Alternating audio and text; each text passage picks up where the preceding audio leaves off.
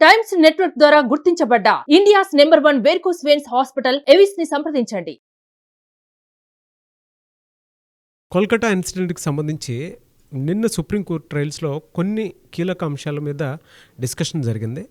అయితే రాత్రికి రాత్రే కొన్ని పరిణామాల వల్ల కొన్ని మార్పులు చోటు చేసుకోవడం జరిగింది ఈ కేసుకి సంబంధించినటువంటి విషయంలో. అంటే సిబిఐ ఇచ్చినటువంటి నివేదిక రిపోర్ట్ ఏదైతే ఉందో సంజయ్ రాయ్ది కూడా డిఎన్ఏ రిపోర్ట్కి సంబంధించినటువంటి విషయం బయటకు వచ్చింది. సందీప్ ఘోష్కి సంబంధించినటువంటిది రాత్రికి రాత్రే కొన్ని పరిణామాలు చోటు చేసుకోవడం వల్ల మార్పులు చేర్పులు అయితే జరిగాయి. అయితే అప్డేట్ ఏంటి అనేది ఈరోజు మనతో పాటు హైకోర్టు అడ్వకేట్ రవీంద్రనాథ్ గారు ఉన్నారు. సో అది వారి మాటలో తెలుసుకుందాం. సార్, కొత్త పొంతలు, కొత్త మార్పులు, కొత్త విషయాలు వెలుగులోకి వస్తూ ఉన్నాయండి. రాత్రికి రాత్రి ఏం జరిగింది సార్ అసలు? నిన్న మనకి సుప్రీంకోర్టు ట్రయల్స్ జరిగిన తర్వాత, నిన్న ఆగస్ట్ 22 ట్రయల్స్ జరిగిన తర్వాత నిన్న రాత్రి కొన్ని అనూహ్యమైన మార్పులు జరిగాయి నాగరాజ్ గారు. అంటే ఒకటి కేసుకు సంబంధించి కొన్ని మార్పులు జరిగాయి, ఇంకొకటి గవర్నమెంట్కి సంబంధించి కొన్ని మార్పులు జరిగాయి. మనం రెండింటిని కూడా విడివిడిగా మాట్లాడుకుందాం. ఒకటి కేసుకు సంబంధించిన విషయాలు మాట్లాడుకుంటే, సుప్రీంకోర్టు డైరెక్ట్గా సిబిఐ ఇచ్చినటువంటి రిపోర్ట్స్ మీద నిన్న సీల్డ్ కవర్లో సిబిఐ రిపోర్ట్స్ సబ్మిట్ చేసింది. ఆ సబ్మిట్ చేసిన రిపోర్ట్స్ స్టడీ చేసిన తర్వాత, ఆ రిపోర్ట్ సబ్మిట్ చేసిన తర్వాత కొన్ని అనూహ్యమైన మార్పులు వచ్చాయి. అంటే సిబిఐ ఇచ్చిన రిపోర్ట్ మీద సుప్రీంకోర్టు సాటిస్ఫై కాలేదు. అంటే వాళ్ళు ఇచ్చిన రిపోర్ట్స్లోనే రకరకాల పొంతలు, ఎక్కడ దేనికైతే పొంతలు లేకుండా ఉంది. సో దీని మీద అసంతృప్తిని వ్యక్తం చేశారు సుప్రీంకోర్టులో ఉన్నటువంటి టెక్నీషియన్స్, న్యాయవాదులు కొంతమంది. దీని మీద క్లియర్ రిపోర్ట్ తీసుకొని రమ్మని చెప్పి మళ్ళీ రీఅడ్రస్ చేయడం జరిగింది. సుప్రీంకోర్టు ఎప్పుడైతే అడ్రస్ తీసుకుందో, స్పెషల్ కోర్టు ఇమీడియట్గా అడ్రస్ తీసుకొని సుప్రీంకోర్టుకి స్పెషల్ కోర్టు అడ్రస్ తీసుకొని సిబిఐ రాత్రి మళ్ళీ సమావేశం అయ్యారు. స్పెషల్ డిస్కషన్ మిడ్నైట్ మళ్ళీ జరిగింది సిబిఐ వాళ్ళందరూ కూడా కలిసి.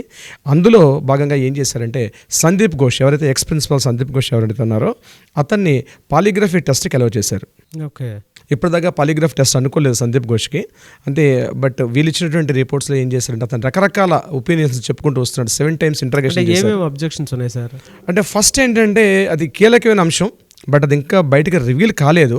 వాళ్ళు ఎక్కడ సస్పెక్ట్ చేస్తున్నారంటే, ఆ రోజు అర్ధరాత్రి సందీప్ ఘోష్ కూడా ఆ ప్రాంతంలో ఉన్నాడు అన్నట్టుగా విషయం అక్కడ తెలిసింది. ఒక విషయం ఈ సంఘటన జరిగిన సమయంలో. ఇంకొకటి, సంజయ్ రాయ్కి గైడ్లైన్స్ ఇచ్చిన సందర్భంలో కూడా ఇది కేవలం ఏదో అప్పటికప్పుడు జరిగిన విషయం కాదు.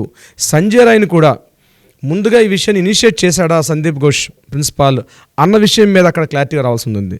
ఎందుకంటే 11 o'clock మిడ్నైట్, ఆగస్టు 8 మిడ్నైట్ 11 o'clockకి చెస్ట్ డిపార్ట్మెంట్ హాస్పిటల్ దగ్గర ఈయన తిరుగుతూ ఉండడం, అగైన్ మరలా మార్నింగ్ ఎర్లీ అవర్స్ 4:30కి సంజయ్ రాయ్ అక్కడికి వెళ్ళడం, ఇది కేవలం ఏదో అప్పటికప్పుడు జరిగింది అయితే కాదు. ఇది సంజయ్ ఘోష్ యొక్క డైరెక్షన్స్ మీద జరిగిందా అన్న విషయమే డిస్కషన్ చేశారు. దీని మీద సంజయ్ రాయ్ని కూడా ఇంటరాగేషన్ చేసినప్పుడు సంజయ్ రాయ్ చెప్పినటువంటి ఆన్సర్స్ మీద, సందీప్ ఘోష్ చెప్పిన ఆన్సర్స్ మీద చాలా డిఫరెన్షియేట్ జరుగుతుంది. ఇది ఎక్కడ లింక్ కుదరట్లేదు. సంజయ్ రాయ్ ఆన్సర్స్ చెప్పాడు, నేను వాంటెడ్లీ వెళ్ళలేదు, నన్ను ఎవరో ఫోర్స్ చేశారని చెప్పాడు. బట్ అది ఇంకా మనకు పబ్లిక్లో రివీల్ కాలేదు. అది ఇంకా రిపోర్ట్స్లో ఇంకా రివీల్ కాలేదు. మేబీ అది కూడా రివీల్ అవుతుంది. అత్యాచారం కూడా ఇప్పుడు ఒకళ్ళు అంటున్నారు, అంతకుముందు 4 అనేటువంటి.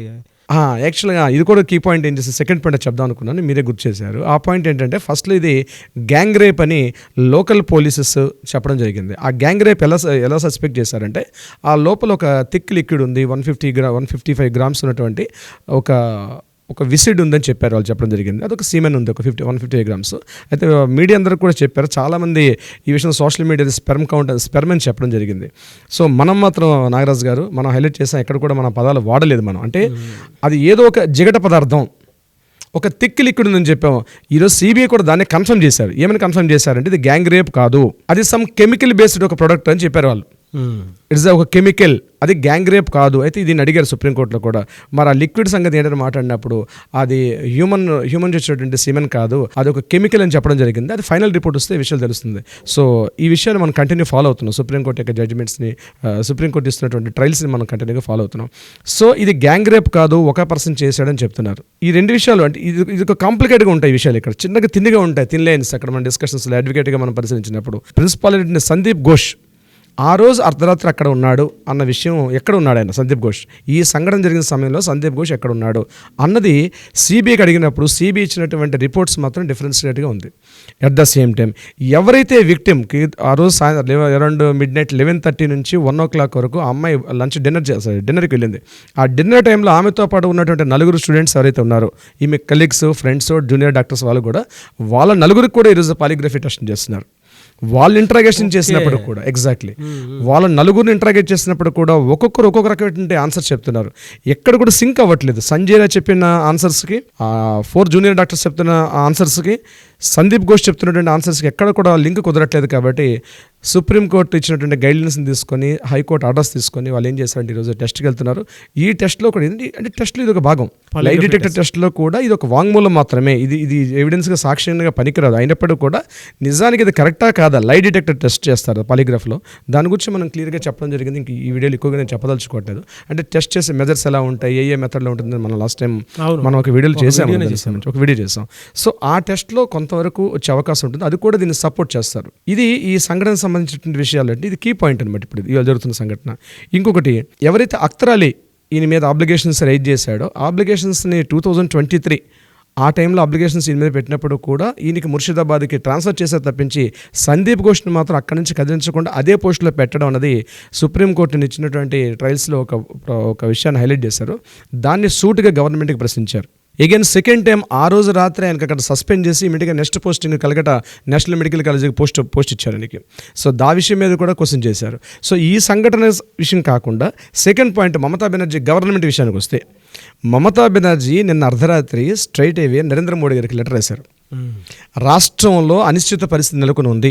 ఏదైతే రేప్ అండ్ మర్డర్ కేసు జరిగాయో దీని మీద ఫాస్ట్ ట్రాక్ కోర్టును పెట్టి 15 రోజుల్లోగా రిజల్ట్ వచ్చే విధంగా అమెండ్మెంట్స్ని, చట్టాన్ని రూపకల్పన చేయండి. ప్రతిరోజు మన దేశంలో 90కి పైగా రేప్ అండ్ మర్డర్స్ జరుగుతున్నాయి. ఇది ఒక్కటే కాదు, ఇట్లాంటి చాలా జరుగుతున్నాయి. కాబట్టి ఫాస్ట్ ట్రాక్ కోర్ట్స్ని ఏర్పాటు చేసి 15 రోజుల్లోగా రిపోర్ట్స్ కావాలి అని మోడీ గారికి చాలా పెద్ద ఉత్తరం రాశారు. ఎందుకంటే లోకల్ ఆమెకున్నటువంటి టీఎంసీ లోకల్ ఎమ్మెల్యేస్ ఆయనకి సపోర్ట్, ఆయన సొంత పార్టీలో ఆమెకి రివర్స్ రావడం, సుప్రీంకోర్టును చివరలు తినడం, హైకోర్టు ఆల్రెడీ ముట్టుకెళ్ళి పెట్టడం, సిబిఐ ఇంట్రాగేషన్లో ఈవెన్ చేసినటువంటి ఏదైతే తీసుకున్న నిర్ణయాలన్నీ కూడా సస్పెక్ట్గా ఉండడం. మమతా బెనర్జీ ఏదని చెప్పాలంటే ఒక చక్రబంధంలో ఇరుక్కుపోయారు మమతా బెనర్జీ. చివరి అస్త్రం ఏంటి, మోడీ గారిని కన్విన్స్ చేయడం. సో ఆ యొక్క ప్రయత్నం కూడా జరిగింది. ఏదేమైనప్పుడు కూడా నాగరాజు గారు ఈరోజు కీలకమైనటువంటి అంశాలు చాలా బయటకు వచ్చే అవకాశం ఉంది. సస్పెక్ట్ అయినటువంటి సంజయ్ రాయ్ కోర్టులో ప్రవేశపెడుతున్నారు. ఈరోజు సందీప్ ఘోష్ని కూడా ట్రయల్ మన లై డిటెక్టర్ టెస్టులు, డిఎన్ఏ టెస్టులు, ఇంకొకటి కీలకం డిఎన్ఏ టెస్ట్ కూడా రిఫర్ చేశారు. యాక్చువల్గా డిఎన్ఏ టెస్ట్ ఎప్పుడు చేస్తారు, డైరెక్ట్గా ఆ క్రైమ్ సీన్లో అతను ఇన్వాల్వ్మెంట్ ఉన్న డిఎన్ఏ టెస్ట్ చేస్తారు. డిఎన్ఏ అంటే ఏంటి, ఆయనకు అక్కడ ఉన్నాడా లేదని తెలియడం కోసమే. సో డిఎన్ఏ టెస్ట్ని కూడా చేయమని చెప్పి అనడం కూడా ఒక విధంగా సస్పెక్ట్ చేస్తుంది సిబిఐ అన్నది. సో చాలా పరిణామాలు జరిగే అవకాశం ఉంది. ఈ కేసు సంబంధించి కొత్త విషయాలు బయటకు వచ్చే అవకాశం ఉంది. కొత్త సంఘటన ఏదైనప్పుడు కూడా ఈరోజు 23 ఆగస్ట్ అయితే నేను అనుకుంటున్నాను సాయంత్రం వరకల్లా ఏవో మార్పులు అయితే జరుగుతాయండి. అంటే క్లారిటీ వస్తుంది, కొంత క్లారిటీ కూడా వస్తుంది. రాజకీయ మార్పులు జరిగే అవకాశం ఉంది. అట్ ద సేమ్ టైం ఈ కేసుకు సంబంధించి పర్టికులర్గా ఈ ట్రైనీ డాక్టర్ సంబంధించిన కేసు విషయం మీద కూడా కొత్త మార్పులు, కొత్త విషయాలు వెలుగులోకి వచ్చే అవకాశం ఉంది. దీని మీద మనం మ్యాక్సిమం అప్డేట్ చేసే ప్రయత్నం చేద్దాం నాగరాజ్ గారు. డెఫినెట్గా సార్, డెఫినెట్గా. ఎందుకంటే మనతో పాటు చాలా మంది ఈగర్గా వెయిట్ చేస్తున్నటువంటి వాళ్ళు ఉన్నారు జస్టిస్ కోసం. వాళ్ళ ఎమోషన్స్ అన్ని ఆ విధంగానే ఆగిపోయి ఉన్నాయి. చాలా విదారకమైనటువంటి ఇన్సిడెంట్ ఇది. మాటల్లో చెప్పలేం సార్. అసలు జడ్జిమెంట్ కోసం వాళ్ళ పేరెంట్స్ ఏ విధంగా అయితే ఎదురు చూస్తూ ఉన్నారో, పేరెంట్స్కి సపోర్ట్గా ప్రజలు మొత్తం ఎదురు చూస్తున్నారు. యావత్ జాతి మొత్తం అండి, జాతి, మత, కుల, లింగ వివక్ష లేకుండా ప్రతి ఒక్కరూ ఈ కేసు మీద సత్వర న్యాయం జరగాలి విక్టిమ్కి. ఇలాంటిది మరలా జరగకుండా ఉండాలనే విషయం మీద ఎంటైర్ నేషనల్ మొత్తం కూడా వెయిట్ చేస్తున్నాడు. చూద్దాం నెక్స్ట్ అప్డేట్స్ కొరకు చూద్దాం. Thank you so much. Thank you so much.